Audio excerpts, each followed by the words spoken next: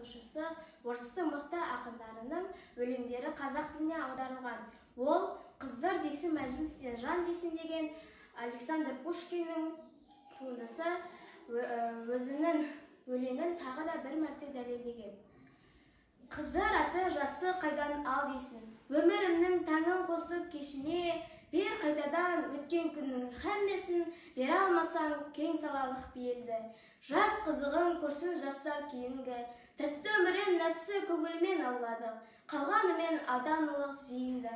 Уа дариға, өттің бастан қызық жас, өзің ежін өзгелерге бұзық жас, қайғы қасірет дерті жанға батырмай, қайра жастық қызуымен қылғамас, көрінбестен өмір көбі өткен шақ, тіршіліктің сәл ләззаты кеткен шақ, ойын күлкі мәжілістен қызықтан, мезгіл қуып шық деп әмір еткен шақ, жасың айтса көнбегеннен не пайда, уақыттың тілі шолақ жыр айда, туралы жоқ өзгерілгіш өмірдің, өтпесіне еткен сірә кім айла.